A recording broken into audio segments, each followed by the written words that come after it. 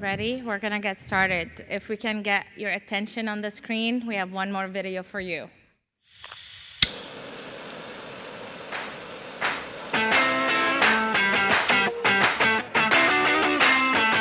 This could be pretty substantial.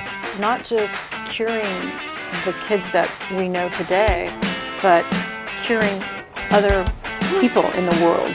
Now we have an idea what's happening. What do we do?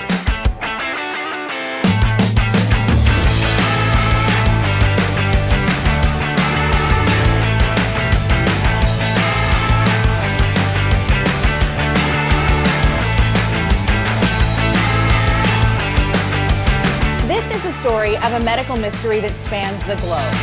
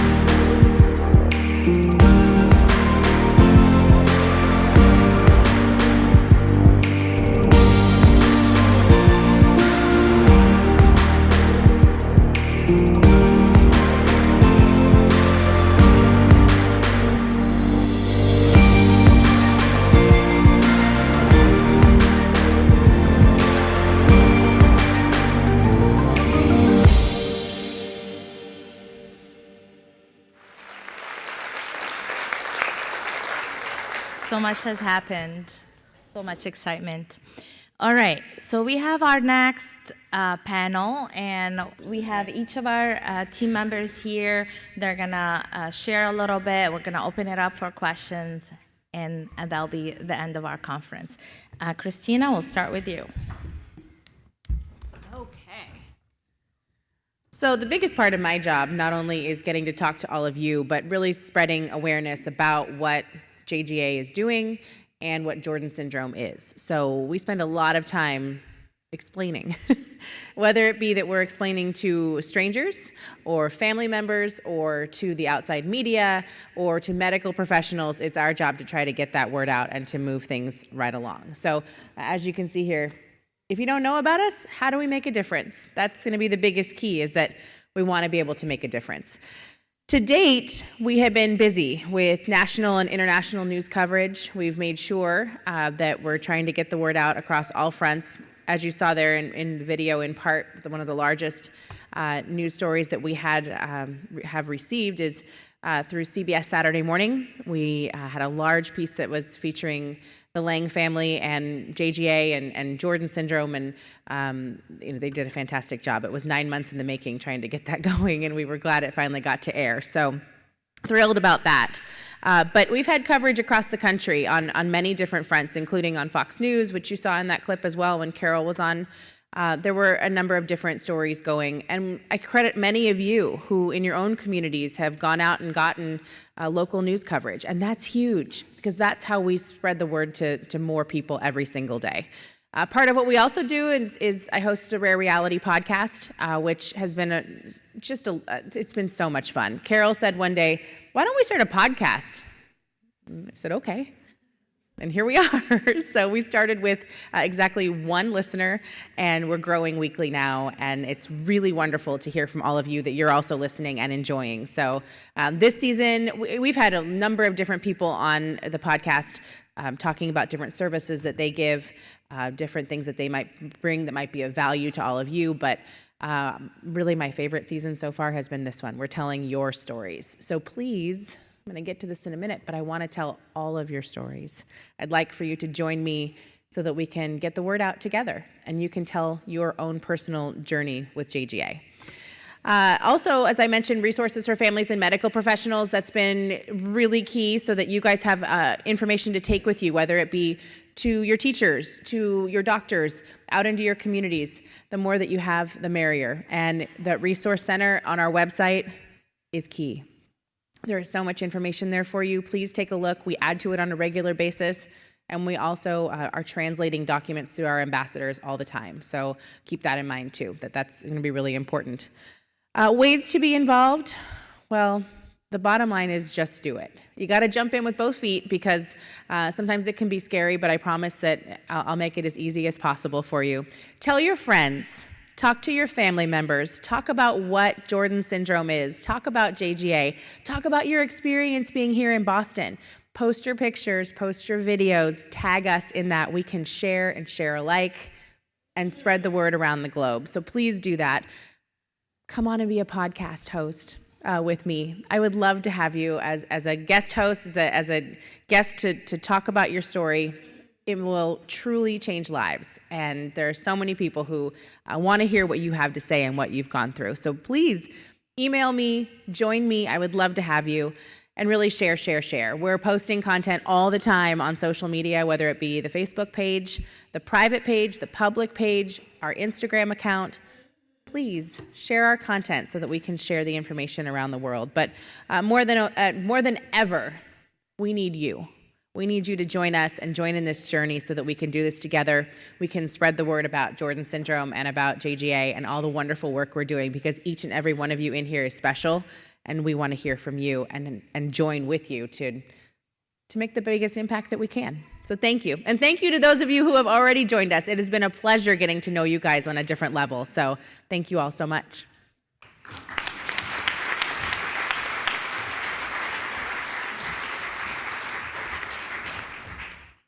Hi guys, I'm Candace Huber, and I am first and foremost mom to Hutton, who you might have seen fussing and hollering around here, and then Leighton, who you might have also seen with your littles. She's very obsessed with all the little kids around.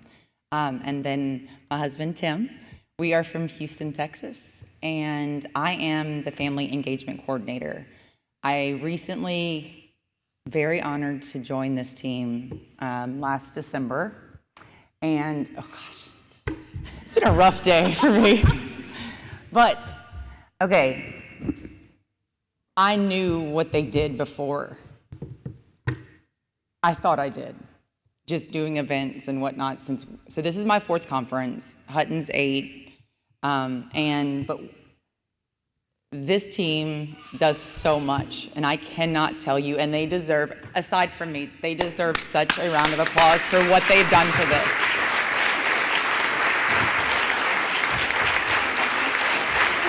And mind you, it is supposed to be part-time jobs. They are not. It's a very full-time job, and we love doing it. I mean, I have enjoyed this whole year so much. It means the world to me that I'm part of it now. But thank y'all for everything. I mean, it's been great. So, okay, as family engagement coordinator, that is my job. Last night, I got several moms that have told me they've listened to my podcasts that I don't always like doing, but that I'm very open and honest and say things very realistically that everyone's thinking, but they don't like to say it. So I'm going to do that now. And please, not hurting feelings, just rare truth. When I took this job, it's like also known as AKA fundraising guru. Well, that is not my background. I'm marketing in the oil field, and then now it's kind of a bridge between the team and you guys. So, ways to get engaged: Facebook, monthly newsletter. So we're going to take a little poll because I could not wrap my head around when we'd send the newsletters out. And we've updated the newsletter, if you don't know that. It's way more fun to read once a month. So I couldn't wrap my head around the fact that we'd send it out. And secret, we can see who opens the newsletter. We can see the number who doesn't open the newsletter. And it was mind-boggling to me that something so important for our kids, that it's not getting open and not getting read, and people are asking the same questions over and over, which is fine.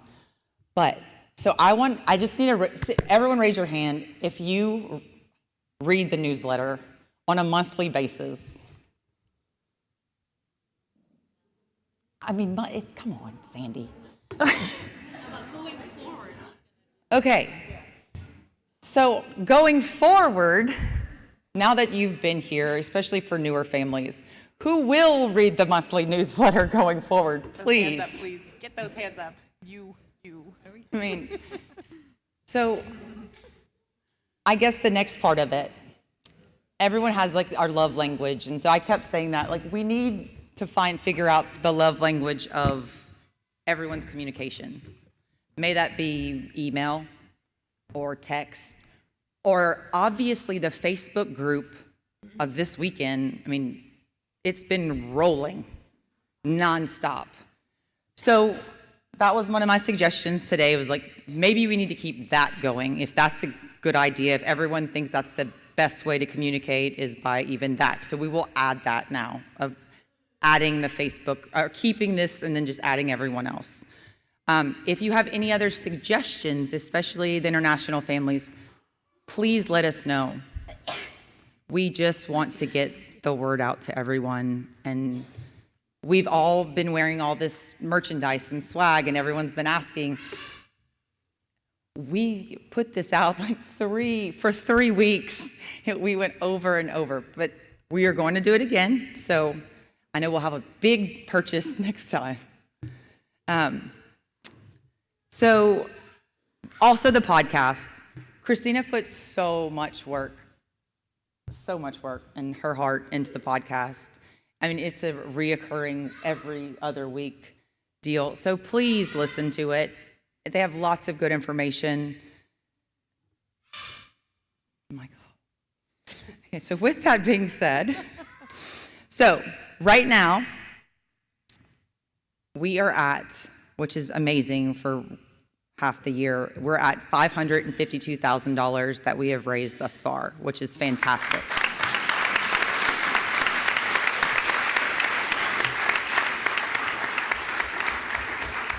So last year when I did join the team and we were doing our goals and whatnot, and we came to fundraising, and they're like, what do you think we should do? And I said, let's do $1 million. And they're like, you're out of your mind. It's like, well, so we did it. And with that being said, last year, I'm not sure if some of you may not have seen it, but last year we were so close. We raised $860,000 last year, which is incredible.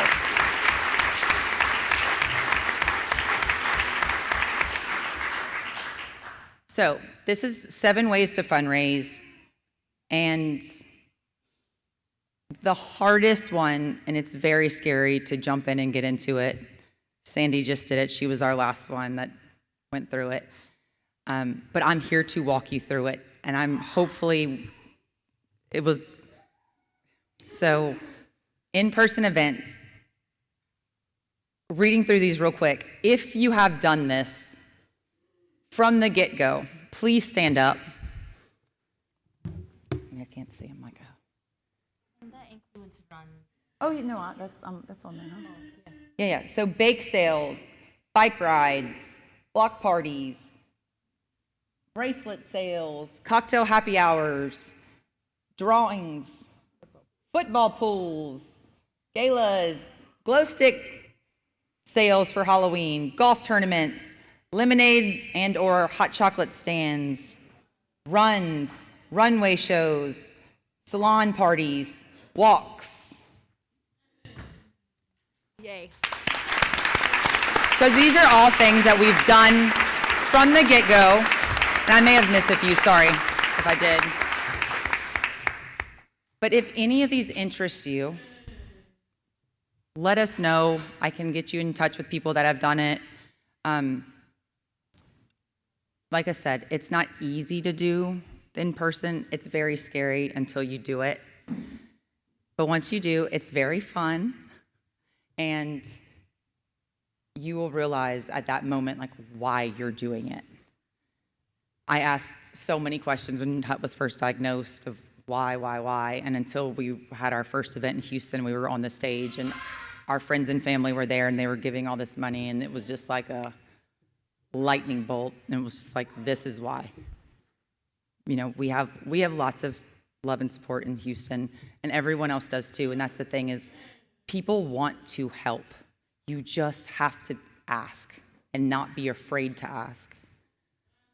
So quickly moving through this, other ways to fundraise virtually, the Facebook birthday post, hands down, the easiest way to help.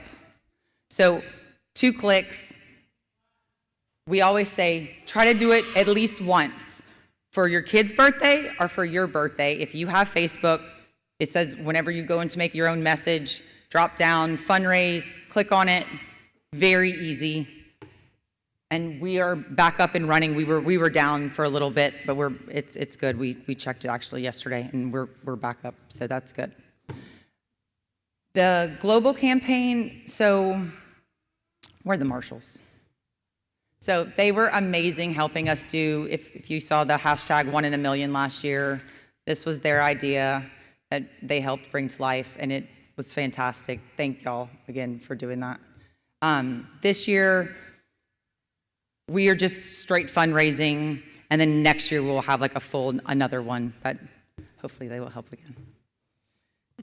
For grants, as far as grants go, these are just financial donations from an organization that you apply for, and anybody you can go out for them. Christina helps a lot. If you have the opportunity, she can help as far as filling out all the paperwork and whatnot. Write it all. Yes. Straight donations, we can do that on the website. We have PayPal. We have, what's the other thing we use? Venmo. And then internationally, we've been trying to look at other ways. So if anybody has families have ways that they think is a little better than PayPal, please let me know. I know we've looked at one before. And then corporate partnerships, sponsorships, or matching. This is when you have at your office, big companies here in the States normally do it. Like they have matching programs. If you give a certain amount, they will actually match it directly. And then the JGA merchandise, again, we will have this sooner than later. We were talking about it earlier. So we will get that out and let you know. And y'all will all read it in the newsletter and know when it is. So every other year, Tim and I do a pretty big event in Houston, Texas, and then that following year, just because it's a lot, we do something much smaller. So this year, we're actually doing a pickleball tournament, and because pickleball our paddleball is huge in Houston right now. So couple years ago, we did a drawing, and if you saw the raffle tickets in your bags, so $20 per ticket. They have a chance to win a $500 gift card to Amazon, and we'll draw it the night of our event. We will send out an email with the link to the Google format and all that to where you can fill it out. So you just sell these personally. Ambassadors, if we'll get you to help, like we did the couple years ago. And the biggest thing on the form, if I sell 3 to Christina, her name needs to be on 3 different lines. If not, if you put just a 3 next to her name, it's just more work for me, actually. I have to go and fill them all out. So if you can help, just do each single line, but we'll have that all on the email as well. Every family has 30 tickets. So if every family sells 30 tickets for $20, and this is US 20, you can adjust it accordingly. It's $60,000 if 100 families choose to participate.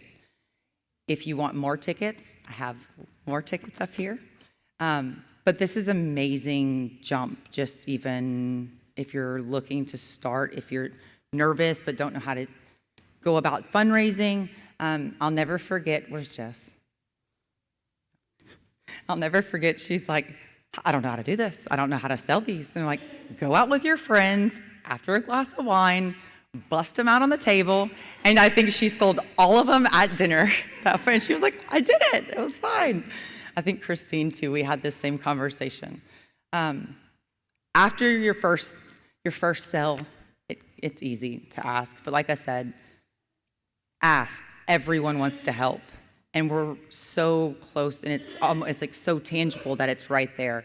And people want to help something that's good and that's doing something and that they can actually see and measure. So with that, thank y'all. And I'm pleased, if you have any questions about fundraising, the raffle, anything like that, please let me know. And we're going to do it. Go team.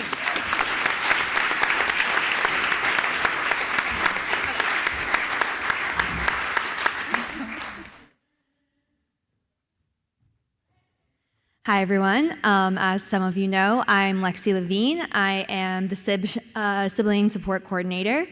And something I've recently gotten really involved in is policy advocacy.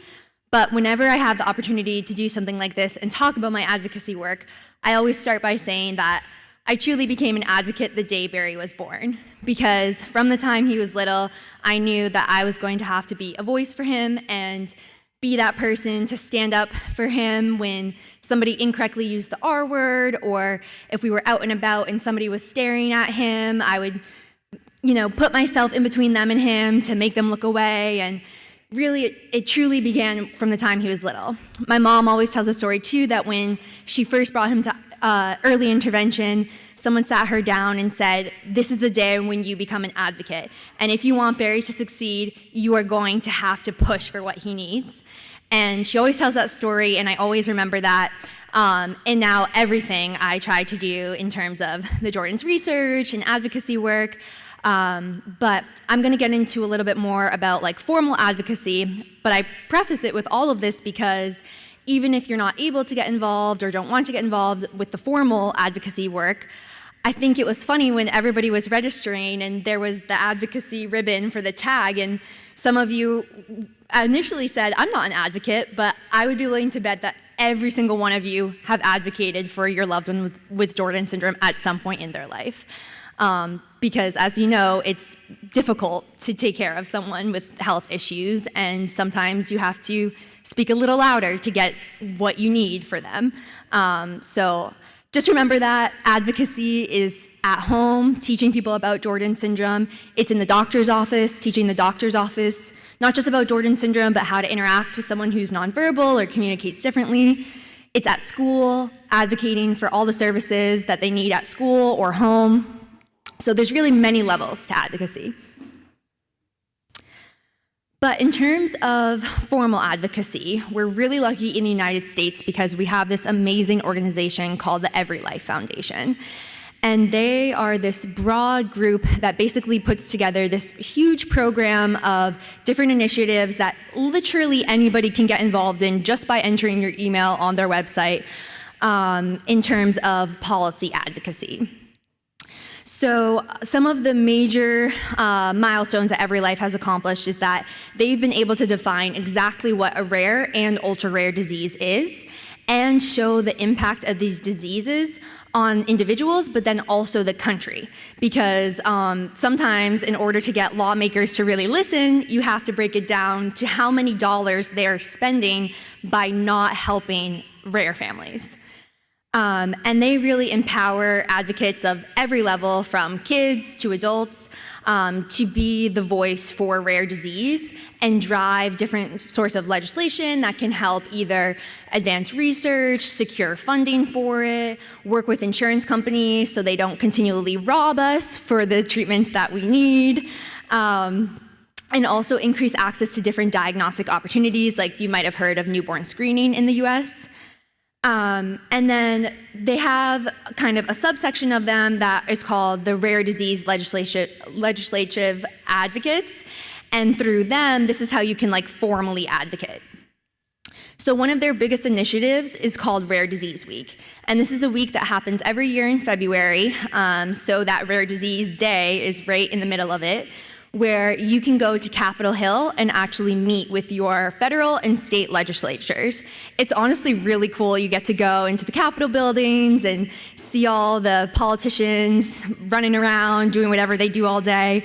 And they prepare you for these sessions, though. So one of the first parts of this bigger conference is sitting down and learning about Every Life's initiatives. So you're not going in there blind, because I have no background in government. I don't know what these words mean. I don't know how to talk to a politician.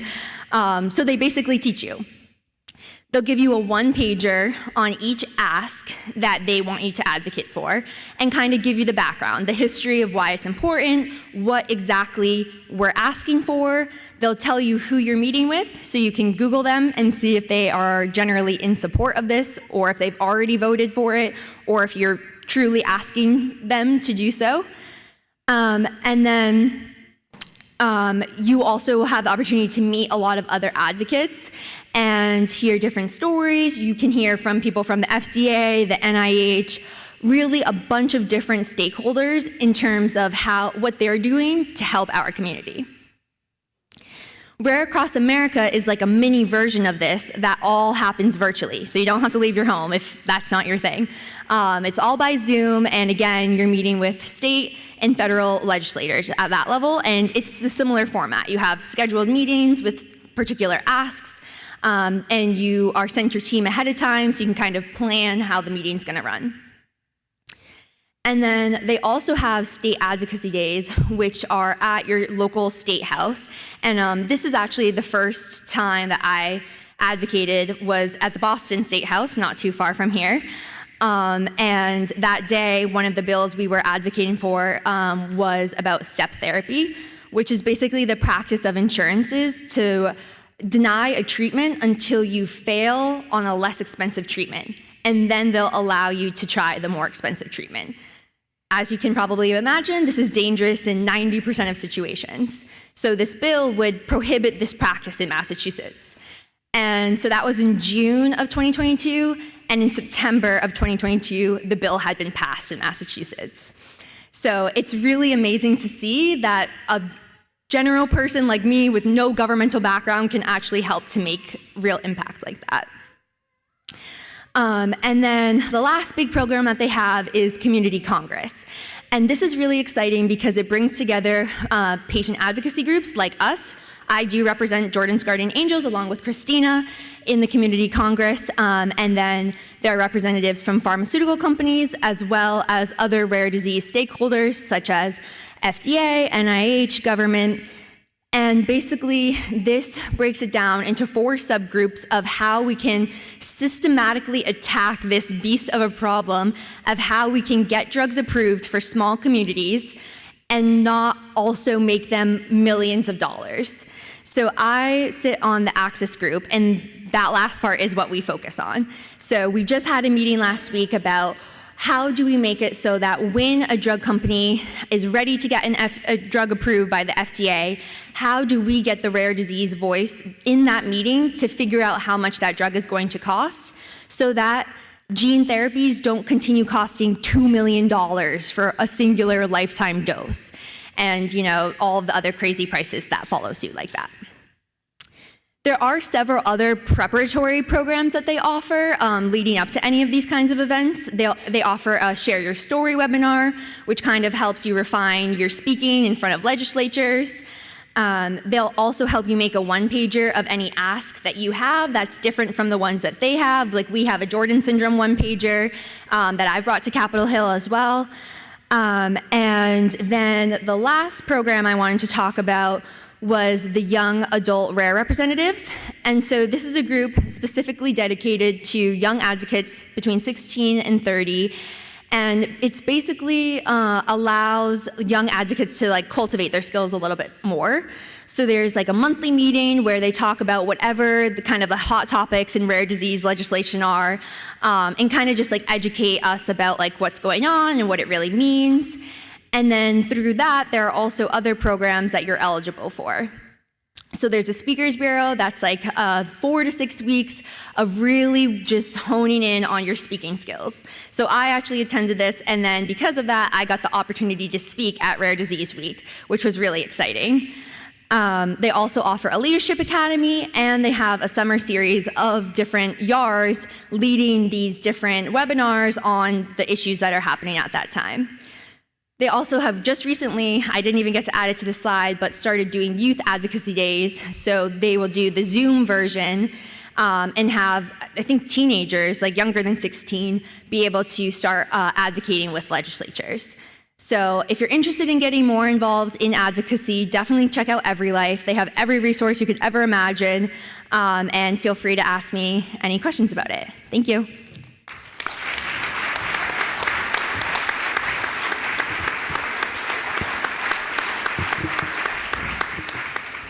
We have one more panelist to share just a couple slides, but if you have any questions about what we're talking about right now, please write them down and I'll collect them while Karina is sharing her journey.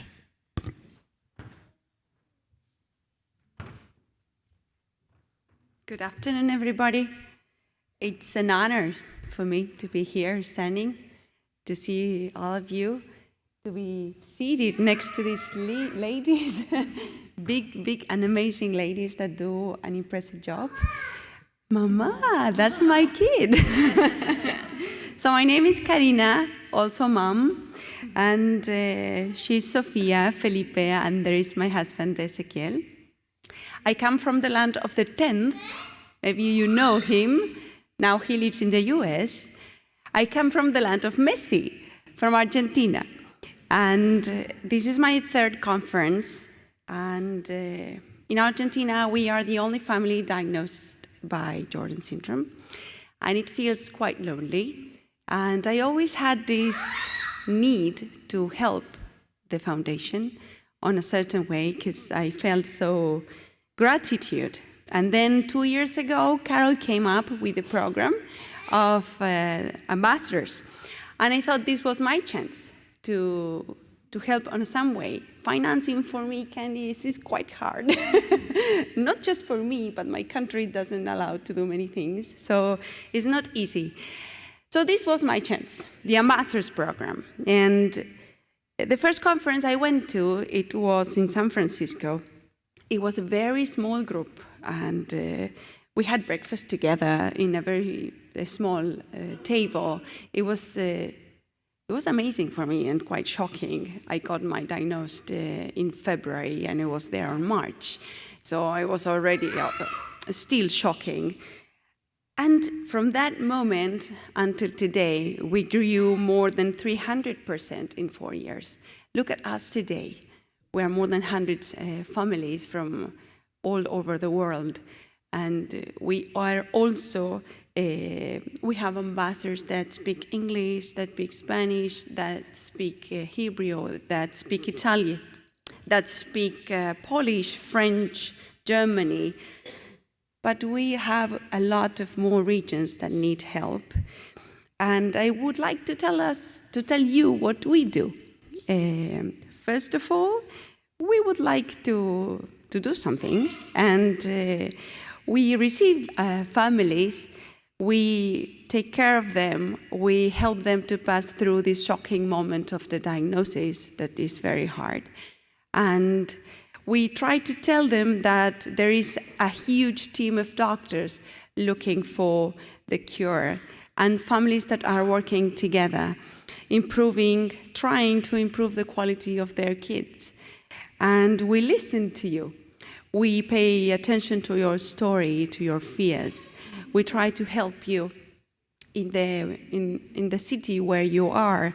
You know, our group is very special because the Spanish group is so different.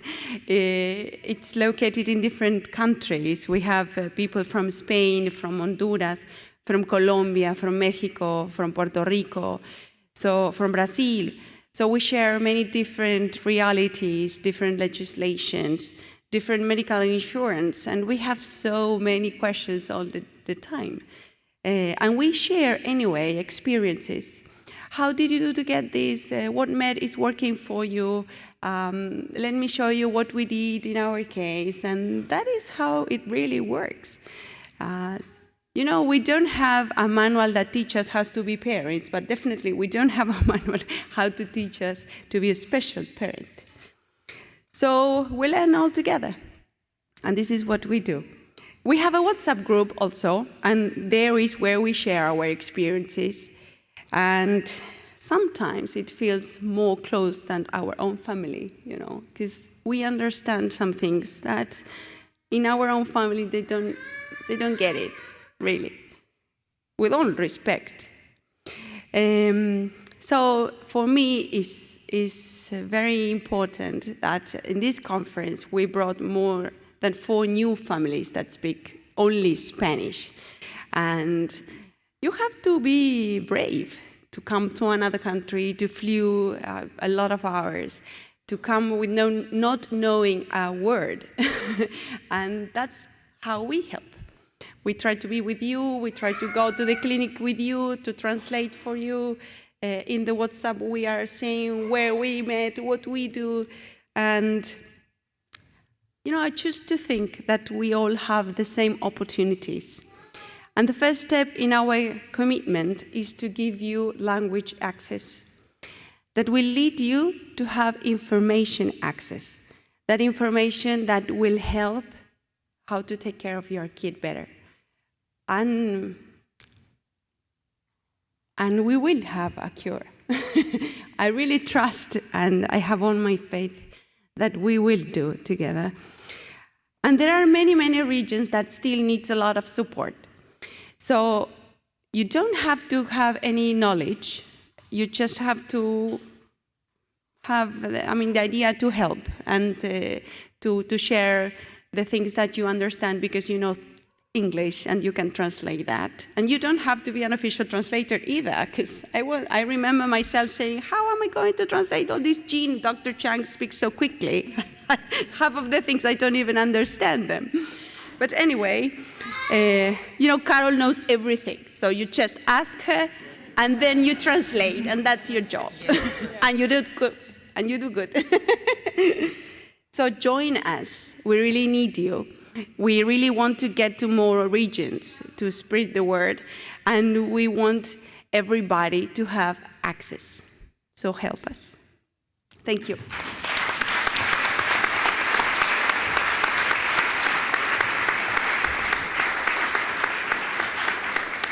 Thank you, Karina. All right, we have a couple questions we'll go over before we wrap up here. Lexi, this one is for you. How do we explain Jordan syndrome to a neurotypical young elementary age sibling, and how can we support her? Yeah, that's a good question. First of all, I think that like siblings are much more intuitive than like we could ever even imagine because that's all that they know. So I think most likely they already know that their sibling is different from, their friends. But I think that in general, I would just keep it kind of very simple that, Sally's brain doesn't work quite the same way as yours and I's, but that's what makes her so special. And sometimes we have to give Sally a little bit extra attention because of the way her brain works, she needs a little bit more from us.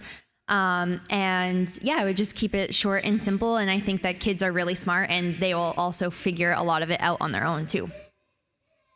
Thank you. And we do have lots of resources for sibling on the resource center, so make sure you check those out. And we will be working on a book, the Living with Jordan Syndrome book from a sibling's perspective, so we will make that available for our families. All right, I'm gonna do a little recap here. We do have one more very good question. I'm gonna circulate through our ladies here in a bit. But just, to recap what we're talking about in this session, there are really a lot of ways for you to get involved and to stay connected. And the reason we wanted to share that because what your strength and your passion might be is different than the person next to you. And we want to work together that collectively our strength and passions are moving our mission forward. So we're not asking you to go do something you don't know anything about, but we want you to push your limits. But there's a long list of ways that you can get involved, and not including what's on there. There's stuff that we haven't thought of yet that you might think of. So we want you to kind of look at, okay, what is it that I want to do? All of us as parents, we do whatever it takes for our children. For our children, it just takes a whole lot, right? So it's like, how do we collectively do that so we cover all our bases? So in summary, we're asking you, spread awareness. Go out, tell your story, educate your teams, your schools, your medical professionals. We have a lot of resources to help you do that on the Resource Center. Just take that and give it to your teachers, to your doctors, to everyone else. Follow us, through social media. Tell your story there, on our podcast. Share our posts. Invite your friends to like. It's these simple things that really help us spread the word and that message. And really, we want you to support our families, right? We all learn from each other.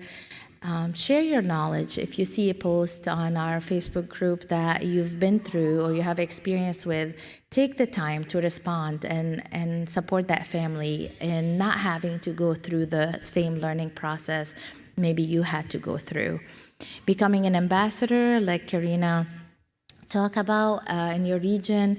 And I hear that from many of our ambassadors. They start doing it to help others, but they really feel like they're helping their soul through the process, because it's really fills your bucket to find a need and go after it and satisfy that. And attend our virtual get-togethers and conferences. So we do those in person. You're all here. You don't need to worry about that part, but make sure your community knows and is taking part of these events as well.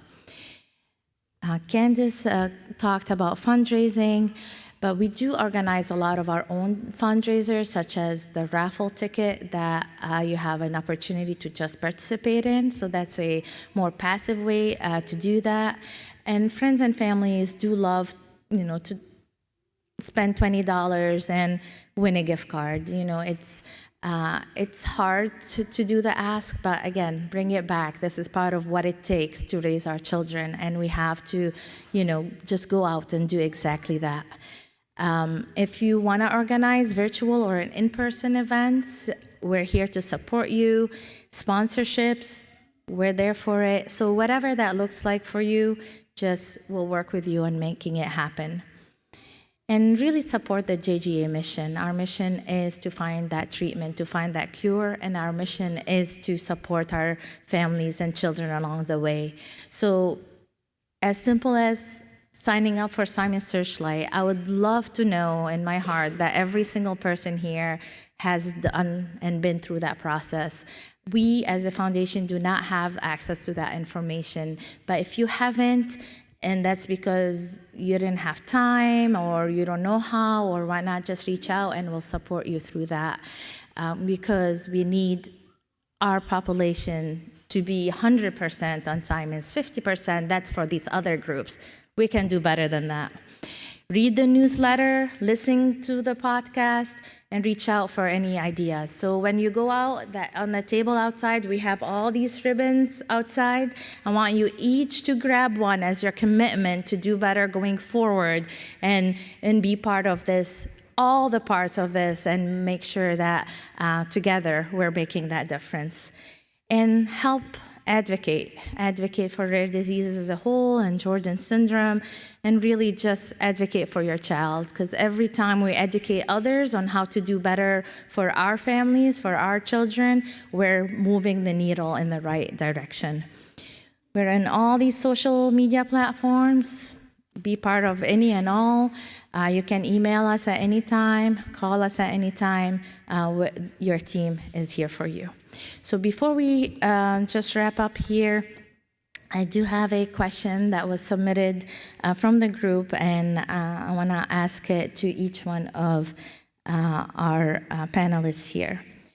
Christina, we'll start for you. Do you have a message from everyone that they can bring with them to their countries, and what would that be? It make me think on the spot. I think it's something that we say often, and it sounds cliche in some ways, but we really are out here every day changing the world. One step at a time, we're changing the world. And if we can do it, and we can do it as a team, we can help to make a difference across the world. So let's do it together. Let's change the world together, one day at a time, one child at a time.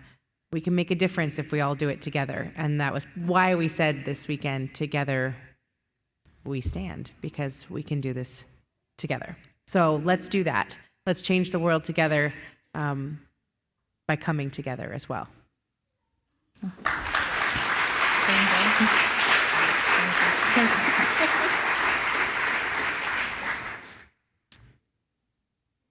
I think too, as a mom and as team member, I would say that, and we say this all the time, like, we were all brought here by hope, love, support, and research at this point. And it's truly being done, and we're so close, and we've already come this far. And our community is everything to us. Y'all now all know this because of it. Thank you. And Lexi?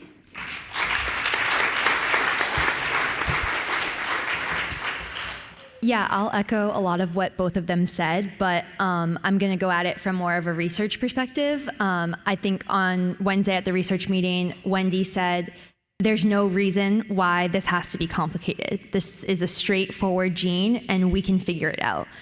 But I think one of the biggest things, and Carol just brought it up, was I can't stress enough about how important Simon Searchlight is.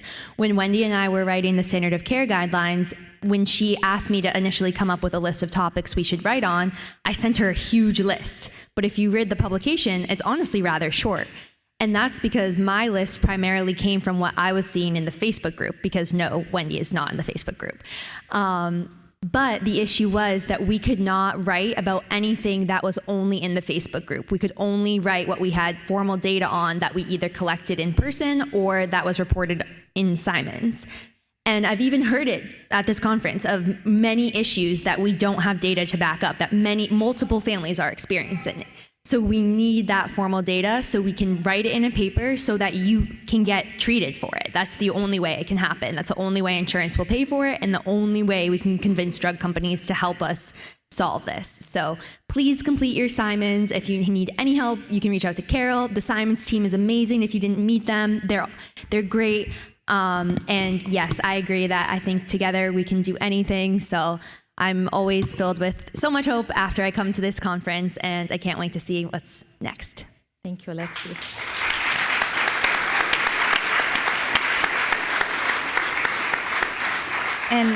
And I'll share my message. I don't know if you were asking me to, but I'll do that anyways. I really want each one of us to feel empowered, to feel like you can, to find your inner strength, your inner voice. And oftentimes, our inner voice is our children's voice. Just find that strength within you and know that you can. And you know you have the right support to go out there and advocate and push and move the research and support your child and find the supports when you're tired and then come back and do it all over again. Trust me, you can do this. Whether you know it or not, that's a different story. But we all have this in us. We all have that light that just bursted open the moment our children were born or the moment we knew that they were gonna be on a different journey. So let's all go out there and let's go do it, guys. Thank you.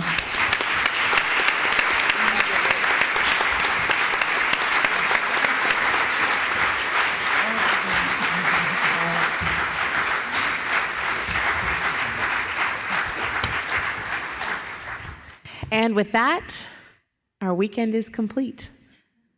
It's gone by in a flash. I can't believe it. A year's worth of planning, and here we are. But from the bottom of all of our hearts, thank you.